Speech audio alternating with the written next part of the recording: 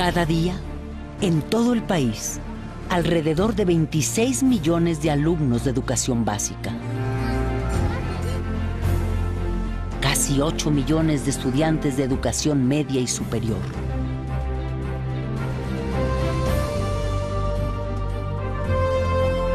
Y 2 millones de maestros de todos los niveles protagonizan la hazaña de la educación pública mexicana.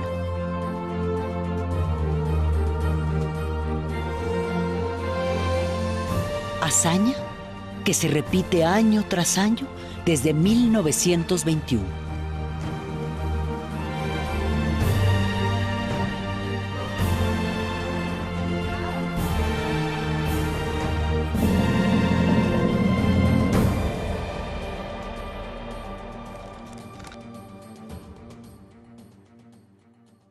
Que pues yo no soy millonario para dejarles su futuro asegurado. Lo único que les puedo dejar es los estudios. Yo quiero que tenga una carrera, que tenga las oportunidades que nosotros no teníamos. Que no vivan pues en la ignorancia como uno. Sus diccionarios, ustedes quiero... El pilar de este esfuerzo a lo largo de los años ha sido el artículo 3º constitucional surgido en 1917. La educación que imparte el Estado debe ser gratuita y laica. 2 principios de ejercicio democrático que han contribuido a la formación de millones de trabajadores, técnicos y profesionistas en todo el país durante décadas. Tener el servicio educativo, que los chicos asistan a la escuela, que permanezcan en ella y que concluyan sus estudios cuando debe ser, pues se dice muy fácil, pero conseguirlo es muy complicado, ¿no? En la educación gratuita y laica no se distinguen diferencias sociales, económicas, de raza o religión. Es también sinónimo de respeto a las creencias religiosas que cada individuo, cada familia, tiene derecho a ejercer. Conejo. ¿Cómo puedo dar una clase si mi religión no me lo permite? No podría ir un niño con una religión diferente a una escuela, digamos, católica o cristiana o lo que sea. La escuela atiende a todos y debe ser respetuosa de las creencias y de las no creencias de todos. Porque siento que una cosa es la religión por un lado, eso se lo tiene que dar la familia, y la educación junto con los padres en la escuela. Y me gusta la pública por eso. En 70 años, pasamos de la primaria obligatoria a que también lo fueran la educación preescolar y la secundaria, bajo el concepto de educación básica. México tiene la tasa de cobertura de educación preescolar más importante del planeta. Y eso no lo dicen en los críticos de la educación. Recientemente el Congreso de la Unión aprobó que sea obligatoria la educación media superior o bachillerato a partir del año 2013.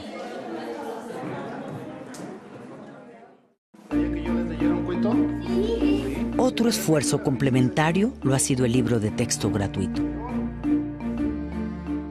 Sus primeros ejemplares para la primaria empezaron a repartirse en 1960. En los primeros años hubo confrontaciones con ciertos grupos porque se pensó que el libro de texto era un elemento de adoctrinamiento. Los libros de texto gratuito fueron atacados por los sectores más conservadores de la Iglesia Católica. Algunos empresarios de las industrias del papel y editoriales, los grupos más extremos del Partido Acción Nacional y organizaciones de padres de familia vinculadas al clero con el pretexto de que eran doctrinarios e incluso comunistas. El presidente Adolfo López Mateos los defendió con las tesis de la igualdad democrática y la unidad nacional. Para constituirnos como mexicanos, debíamos compartir una historia, un territorio, una cultura. En esa defensa, contó con el apoyo del Sindicato Nacional de Trabajadores de la Educación, que había sido fundado 20 años antes, en 1943. cuando se le pregunta respecto a si solo van a ser para escuelas públicas o también para escuelas particulares. Dice, todos son niños, todos son mexicanos. El libro de texto gratuito ha sido hasta la fecha un gran esfuerzo del Estado mexicano para enseñar a todos los niños y reducir los gastos familiares en la educación. El costo del paquete por niño anda alrededor de 70 pesos. Si esto fuera privado, ese paquete costaría entre 600 y 1,200 pesos. Entonces, hay un ahorro global muy importante.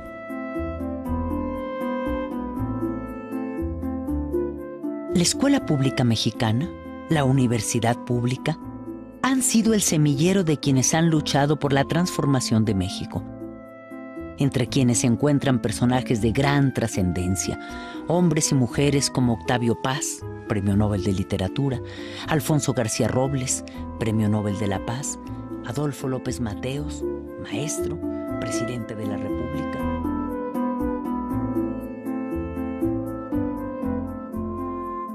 Para mí la escuela es muy importante en mi vida, porque creo que sin ella no seríamos nada, sinceramente. En los últimos años, todo ese esfuerzo nacional ha empezado a ser cuestionado por la calidad de la educación que reciben los niños y jóvenes mexicanos. Efectivamente, el gobierno se había ocupado de la cobertura, dejando a un lado la calidad. Al inicio del siglo XX, el 90% de los mexicanos eran analfabetas. Al término del siglo XX, alcanzamos prácticamente la cobertura universal en educación primaria y estamos muy próximos a alcanzarla en la educación secundaria. El tema de la calidad pareció hacer crisis en el año 2000, cuando se dieron a conocer los resultados de la evaluación del programa PISA, realizado por la Organización para la Cooperación y el Desarrollo Económico. Una muestra de 183 escuelas arrojó resultados preocupantes. Sin embargo, en el examen PISA 2009, realizado a alumnos de 15 años, de acuerdo a los resultados y respecto a los países latinoamericanos, en lectura, México se encuentra en el mismo nivel que Uruguay, por arriba de Argentina, Brasil, Colombia, Panamá y Perú, así como del promedio de América Latina. Sin embargo, su media es inferior a la de Chile. En ciencias, México tiene un desempeño superior al promedio de América Latina. En matemáticas, México se ubica solo por debajo de Uruguay, al mismo nivel que Chile y supera el promedio de América Latina. Sí, también es cierto que estamos muy lejos de los de arriba, Shanghái, China, Hong Kong y Corea del Sur. En los últimos años se ha impulsado mucho la política de evaluación. O sea, en el sentido de identificar dónde tenemos los problemas, aunque en realidad todavía nos cuesta mucho trabajo aceptar muchas cosas, ¿no? Entonces damos resultados de PISA, por ejemplo, ¿no? Y si México está en tal o cual posición de manera muy simplista respecto a otros países de la OCDE y no nos metemos a analizar nuestros resultados a fondo. La educación mexicana, en términos puramente técnicos, está ligeramente por debajo de lo que es esperable en función de la mezcla social del país. Un país inequitativo, de las dimensiones de la inequidad de México, ¿qué querían que obtuviéramos en PISA? No evalúes solamente el resultado de enlace, evalúa también el tipo de relaciones, el tipo de procesos, todo lo que se vive en una escuela, para poder que tengas una evaluación integral. La calidad educativa, para ellos es importante la calidad educativa, pero ellos no se dan cuenta de todos los problemas y carencias que hay dentro de un salón de clases, ¿no? Desde el alumno que a lo mejor su mamá no tiene para traerlo a la escuela, desde el alumno que viene arrastrando con las problemáticas de los papás y que llegan a la escuela llorando y maestra me pasó esto. Entonces, ¿cómo voy a pedirle yo al niño que aprenda de la misma manera que un niño que tiene a sus papás con ellos, que no tiene carencias? Más 14. Hay mucho trabajo detrás de cada cantidad. Entonces me gustaría más que centrar a esas escuelas y ver que a veces un 6 en un alumno implica un reto muy grande. Y para los de fuera decir un 6 dices panzazo. Pero desde dentro ese 6 es más que un 10. 11. ¿Ves el resultado? Entonces vámonos con la otra. ¿Qué operación tienes que hacer? ¿Qué operación tienes que hacer? ¿Una qué? Resta. 18. Otra más. 6 más 14.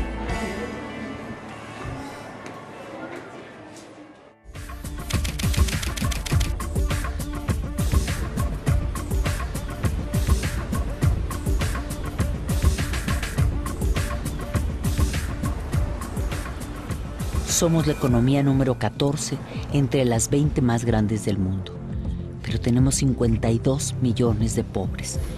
Una pobreza que ha ido en aumento. Tenemos todavía una sociedad muy desigual, condiciones de pobreza en más de 50 millones de mexicanos, y esta pobreza alcanza desde luego también a muchas regiones, a nuestros niños y a nuestros jóvenes que se están preparando. La educación mexicana es fiel reflejo de la conformación social y económica del país. Es un fenómeno estructural, no es un fenómeno aislado. O sea, la desigualdad social ya existe y la educación o el sistema educativo no ha tenido la capacidad, ya no digo de revertirla, que eso sería lo deseable, de frenarla. Las niñas que vienen así con la pancita vacía, por eso fue de que nuestro director y nuestro subdirector se empeñaron en pedir un desayunador al municipio porque nuestros niños se desmayaban en los honores, se dormían en las bancas y el maestro nos decía, es que hay muchos niños que no comen porque unos vienen de lejos. Según el promedio nacional, los mexicanos tenemos un ingreso de 11,400 pesos al mes. Esta cifra esconde la enorme desigualdad que hay entre el 10% más pobre, que gana apenas 2,040 pesos, y el 10% más alto, que obtiene ingresos de 44,000 pesos mensuales o más, mucho más. El 70% de la población tiene apenas el 30% del ingreso que se produce en el país, mientras que el restante 30% tiene con enormes saltos el 70% de ese ingreso.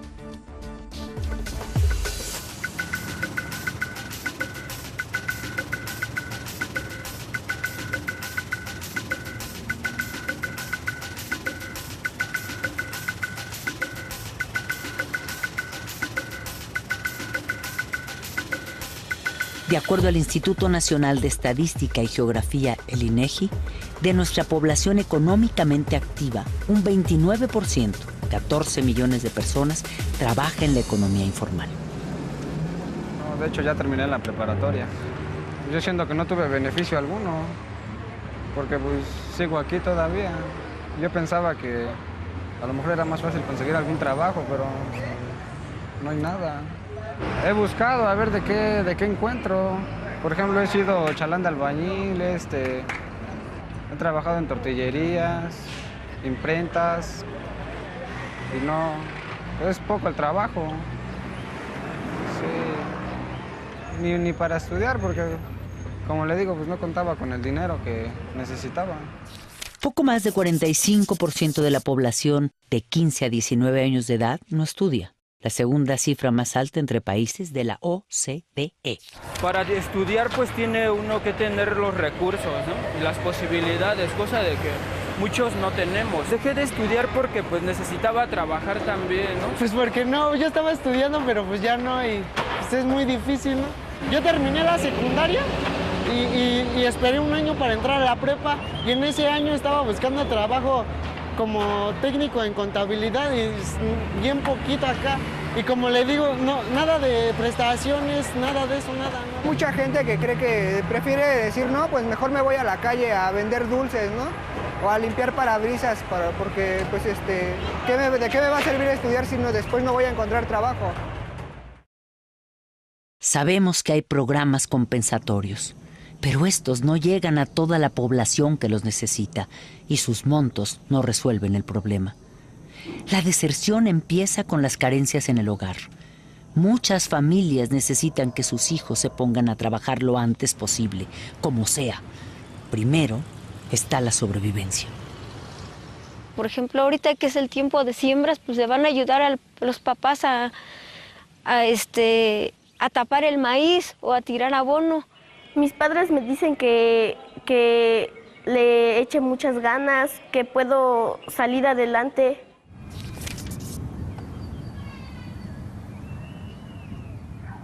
Debido a que México destina casi la cuarta parte de su gasto público a la educación, hay quienes consideran que hay recursos suficientes. Pero tan solo en los últimos 6 años, la economía mexicana ha crecido apenas al 2% anual. Ha aumentado la cobertura en educación media superior y en educación superior. Por ello, en términos reales, el presupuesto educativo no ha crecido para hacer frente a las necesidades que el esfuerzo de calidad requiere. La Organización para la Cooperación y el Desarrollo Económico parece no coincidir con que haya recursos suficientes para la educación. De acuerdo con su reporte educativo 2010, México invierte 5.7% de su Producto Interno Bruto en educación, más que Brasil, con 5.2%, pero menos que Chile, con 6.4%.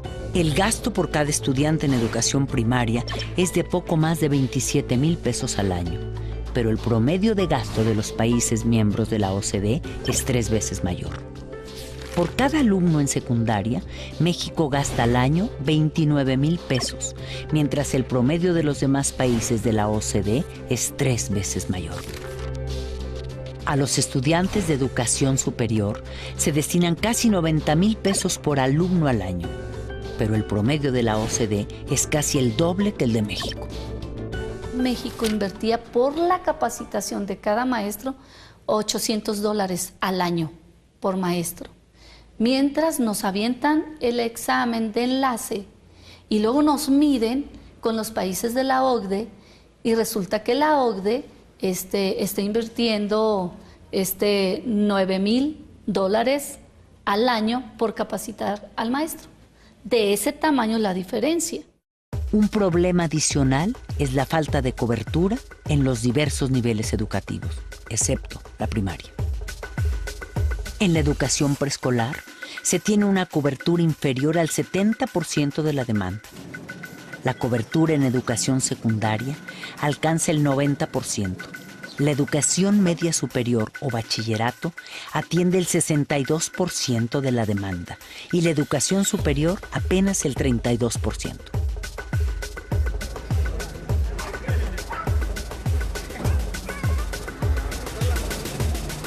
Las opciones se las dan a otros y no entran casi todos.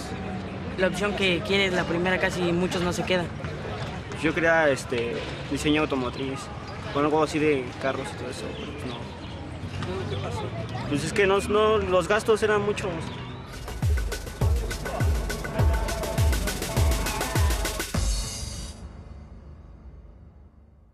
Para poner en perspectiva los recursos que invierte el Estado en educación, es necesario recordar que el rescate bancario emprendido en 1995 equivale actualmente al 13% del Producto Interno Bruto.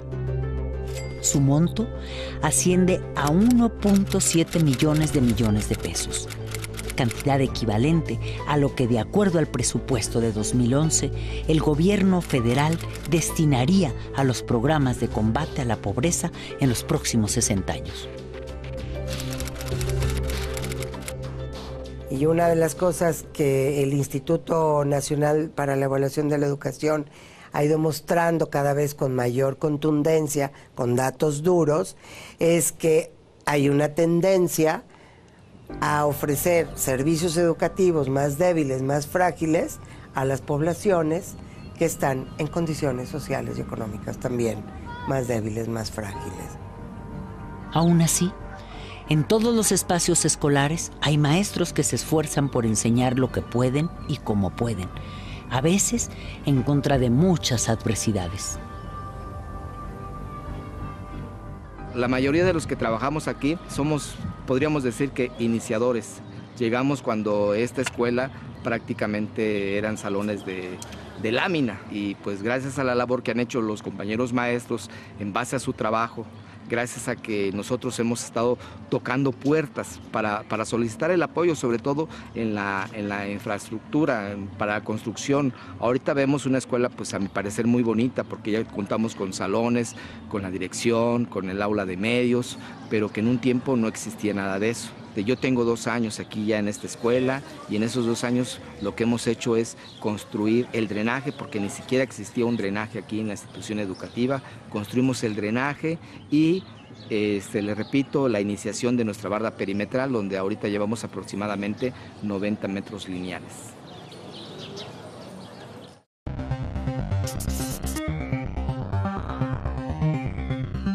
Para elevar la calidad de la educación en el mundo globalizado, es imprescindible el uso de las tecnologías de la información, en particular Internet.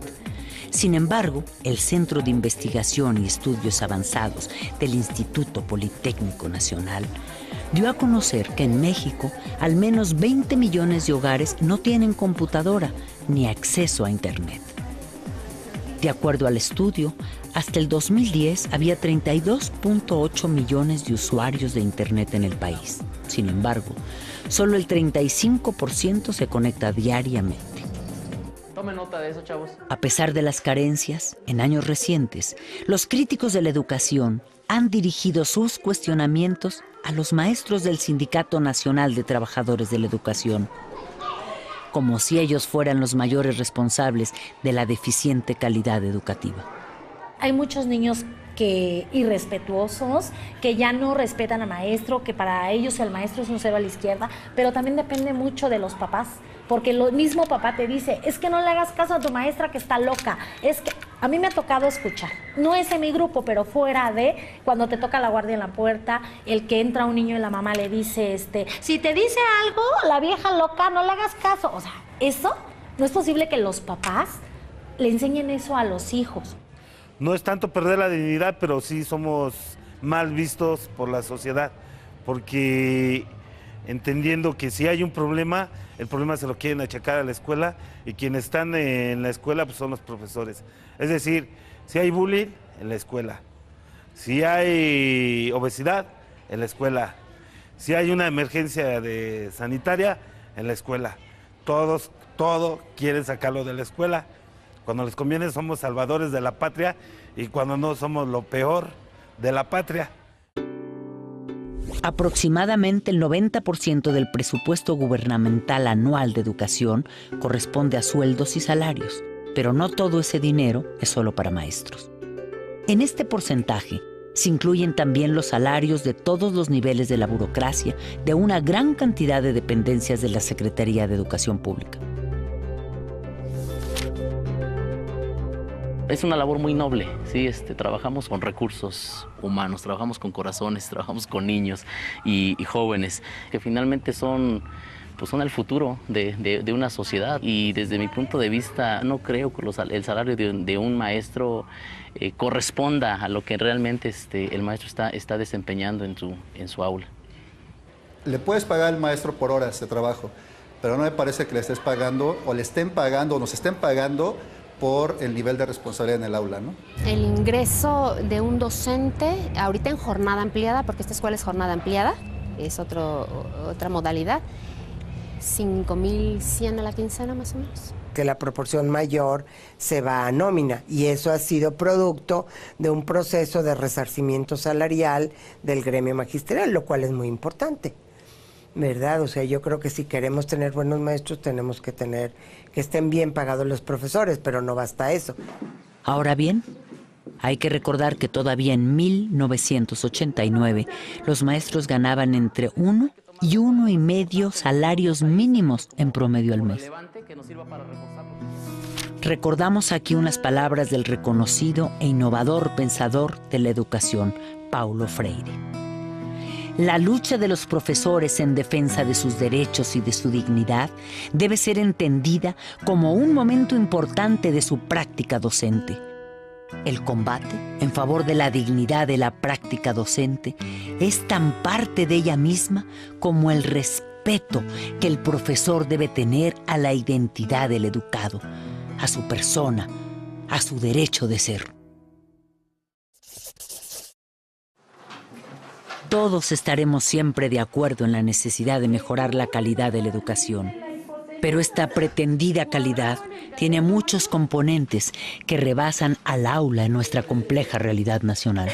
¿Sí es lo mismo?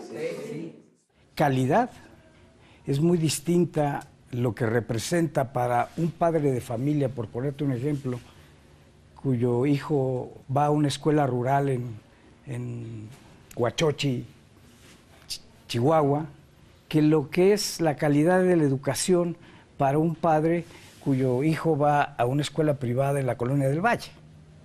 Lo que esperan ambos es totalmente distinto.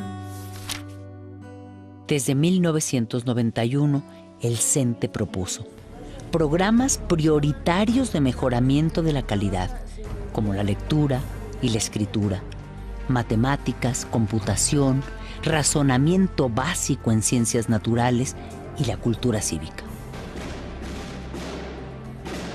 Programa Nacional para la Actualización y Profesionalización de los Maestros. Poner en marcha los mecanismos de carrera magisterial. Involucrar en mayor grado a los padres en la tarea educativa. A partir de 1994, el CENTE ha propuesto e insistido también en los siguientes temas. Definir los valores, objetivos y fines del sistema educativo nacional y los medios para su realización. Dar prioridad a las políticas que garanticen la cobertura universal de la educación básica con equidad y calidad. Que los medios de comunicación masiva asuman su responsabilidad con la educación nacional. Fortalecer los recursos y la capacidad profesional de las escuelas. Canalizar, estimular y regular la participación social. Incrementar el presupuesto educativo en términos reales, de manera sostenida, y generar una política de Estado en educación de largo plazo. Y la creación de un organismo autónomo de la SEP y el CENTE para evaluar a maestros y alumnos. Son propositivas, digamos. Hay una propuesta del sindicato para atender a la educación que está asesorado por intelectuales, académicos de todo el mundo, de muchas partes del mundo, de muy alto nivel.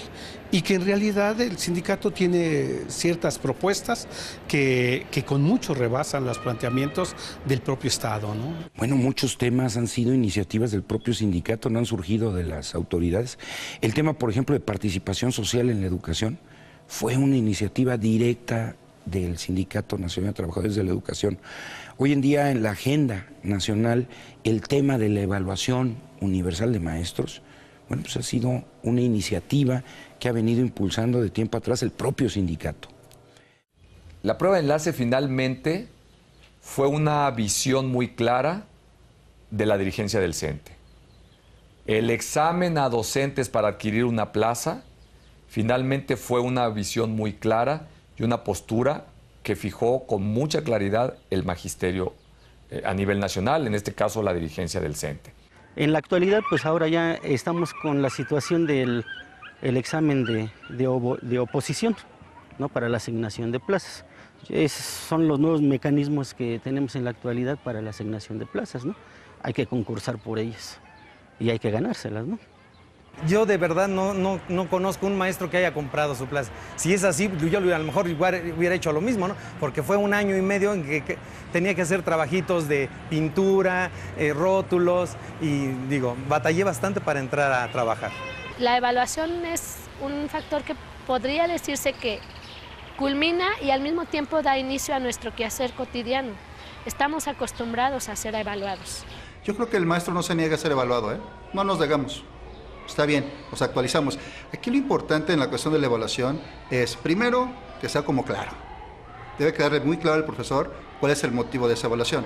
Porque viene como la clínica del rumor, ¿no? Donde te van a correr, te van a quitar la plaza, te van a... muchas cosas. Entonces sí me parece que no nos debemos ser evaluados, sí la parte de la información primero. Debe quedar claro en qué consiste la evaluación, para qué se te va a evaluar y cómo se te va a evaluar. Y digo yo, bueno, si va a ser para mi bien, pues adelante, ¿no? Yo para ver en qué tengo yo que mejorar, o en qué estoy bien y qué es lo que me hace falta. Yo creo que después de la evaluación que estamos en este momento instalando para nuestros maestros, tendrá que venir la evaluación también de las autoridades, incluyéndonos quienes encabezamos estas tareas a nivel estatal, porque todos debemos estar sujetos a ese balance y a esa rendición de cuentas ante la sociedad. Creo que los maestros tienen una cultura de evaluación tanto para ellos como para los alumnos.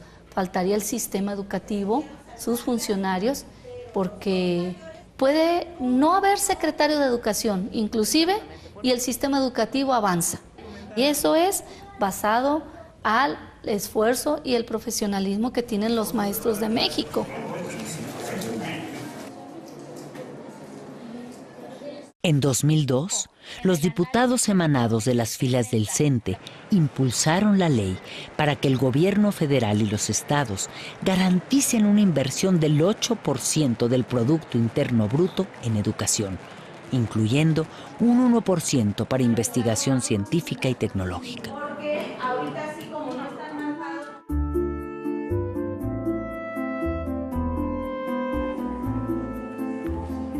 También iniciativa del CENTE ha sido el programa Escuela Siempre Abierta, iniciado en 2008.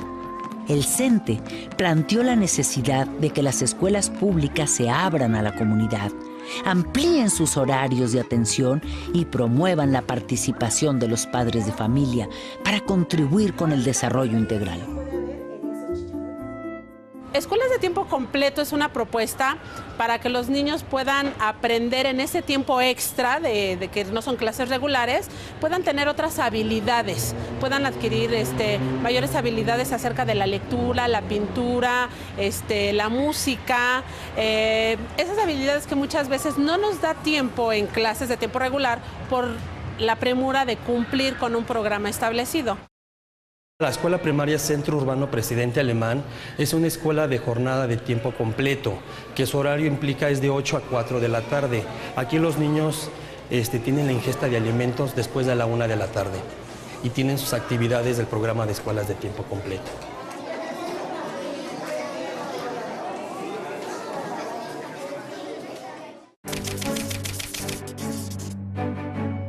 Los esfuerzos por la calidad empiezan a rendir frutos.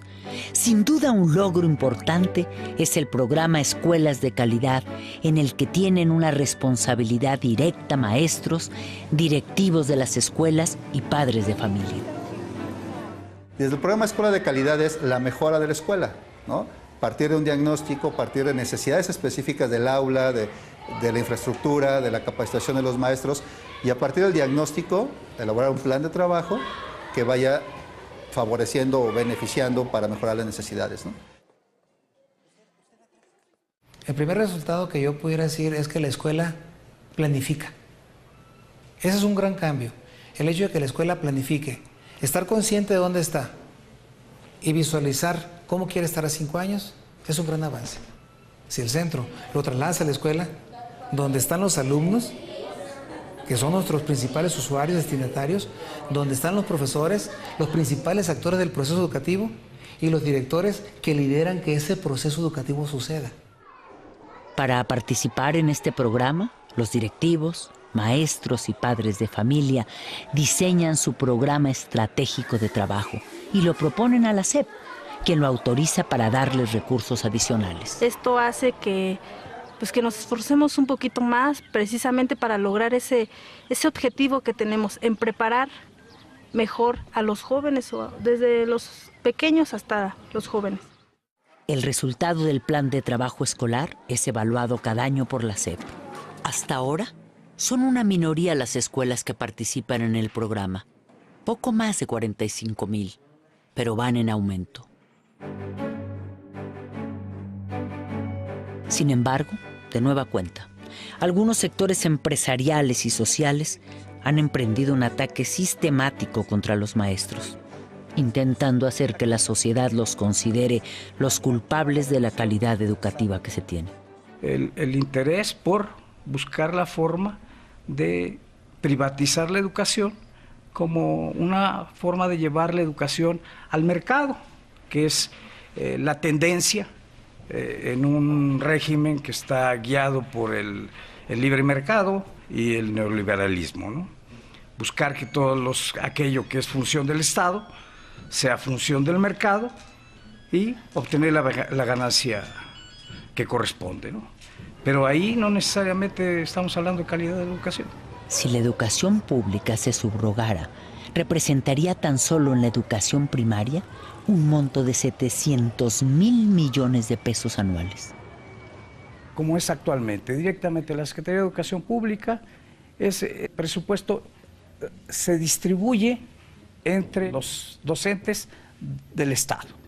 Si eso se cambia el modelo y se hacen escuelas subvencionadas, ese mismo presupuesto va a pasar a los dueños de las escuelas y van a ser los mismos maestros, porque no tenemos otros. Y van a ser los mismos directores, porque no tenemos otros. Y van a ser las mismas escuelas, porque no tenemos otras. Lo que pasa es que van a administrar otros. Y esos son los que van a recibir la ganancia de este modelo. Hasta ahora, a pesar de todos los estímulos que recibe, la educación privada solo atiende a poco más de 12.9% de la demanda educativa a todos los niveles.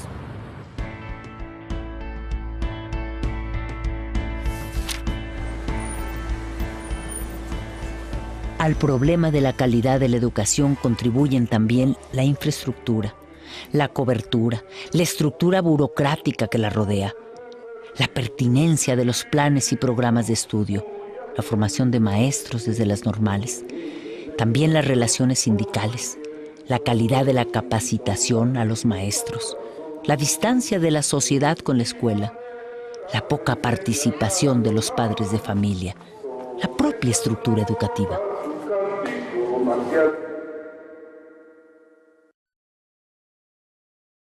Tenemos que recuperar el respeto por la escuela. El sistema educativo no se cae porque hay decenas de miles de maestros que hacen bien lo que tienen que hacer con lo que tienen. Ojo. Hoy en día, el maestro es pisoteado por todos. Padres, autoridades, entre nosotros mismos. Hemos perdido, los niños obviamente, ahora los docentes, creo yo, están considerados como nanas de los niños, o es como los padres quieren verlos. Nos están dejando la responsabilidad a nosotros de la educación de los niños, y la educación se da en casa. Aquí vienen a aprender conocimientos y otro tipo de cosas. Sin duda, hay un amplio interés por la calidad de la educación y un debate permanente al respecto. ¿Cómo ponernos de acuerdo en los cambios estructurales que se requieren? ¿Cómo lograr una reforma educativa de gran calado?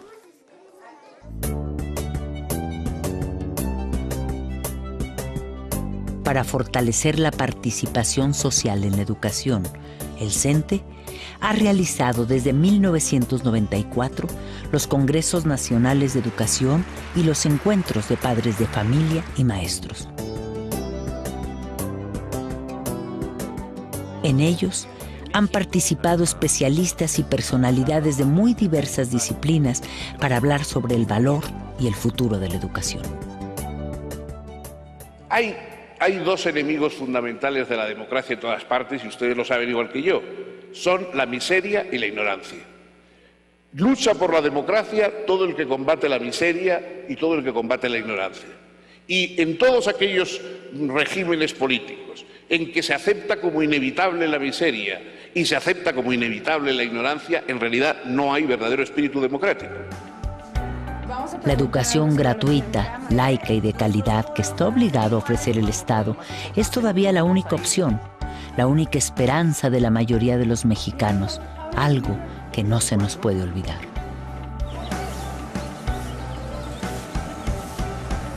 De ahí que la profunda transformación que la educación reclama dependa de que todos estos actores cobren conciencia de que con su participación creativa y constructiva estén dispuestos a encontrar las coincidencias para lograr objetivos compartidos. hasta que alcancemos en educación una verdadera política de Estado de largo plazo. Y el mejor logro está por llegar.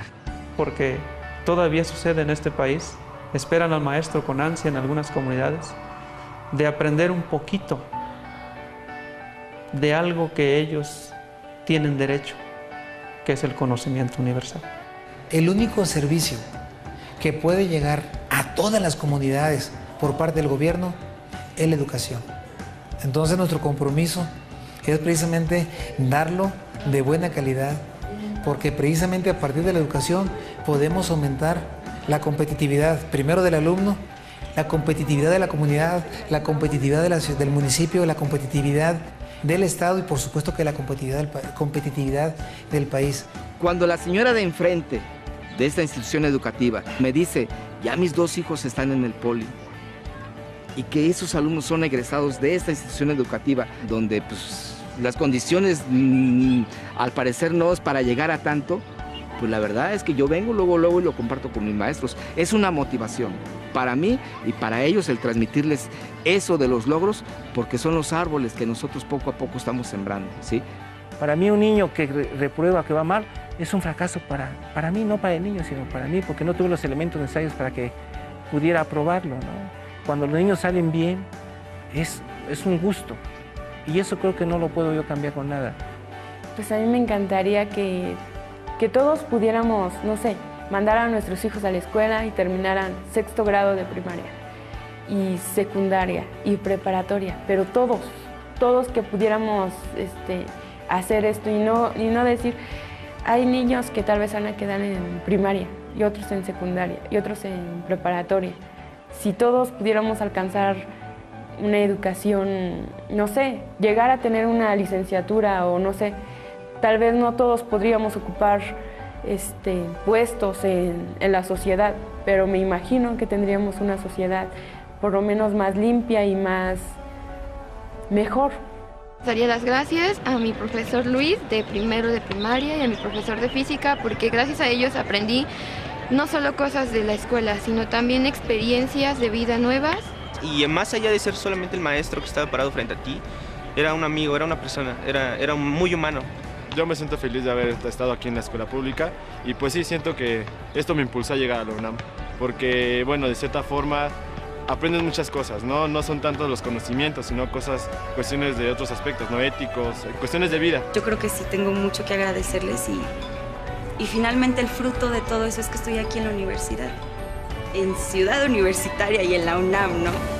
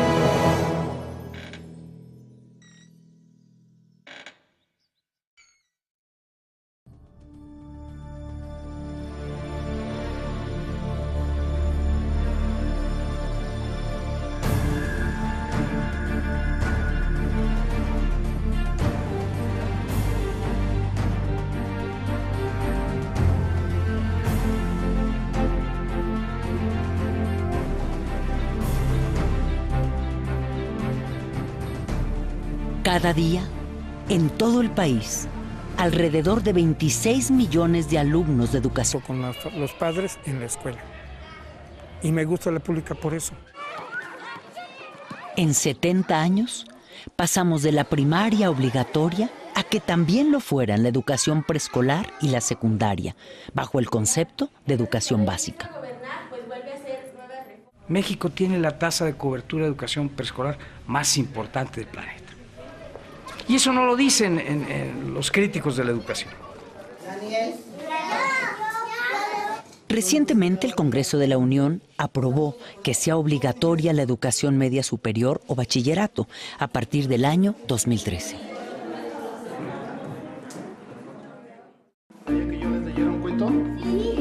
Otro esfuerzo complementario lo ha sido el libro de texto gratuito. Sus primeros ejemplares para la primaria empezaron básica. Casi 8 millones de estudiantes de educación media y superior.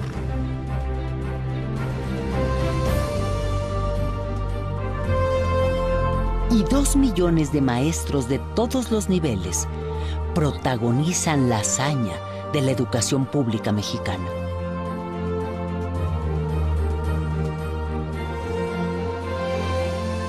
Hazaña que se repite año tras año desde 1921.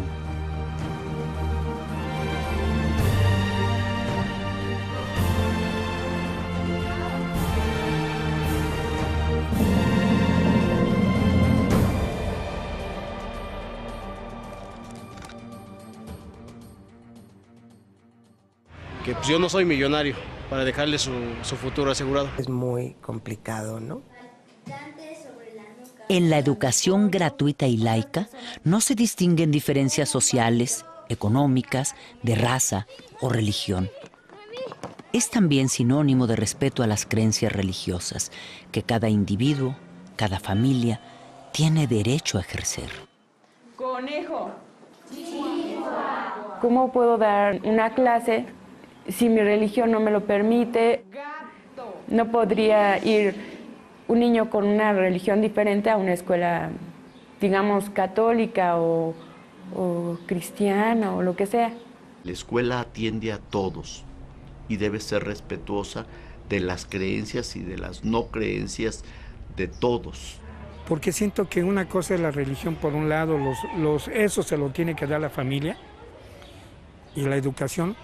Lo único que les puedo dejar es los estudios. Yo quiero que tenga una carrera, que tenga las oportunidades que nosotros no teníamos. Que no vivan pues en la ignorancia como uno. Sus diccionarios, ustedes quiero. El pilar de este esfuerzo a lo largo de los años ha sido el artículo 3º constitucional surgido en 1917. La educación que imparte el Estado debe ser gratuita y laica.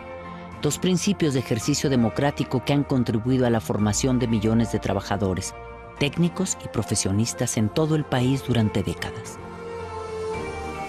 Tener el servicio educativo, que los chicos asistan a la escuela, que permanezcan en ella y que concluyan sus estudios cuando debe ser, pues se dice muy fácil, pero conseguirlo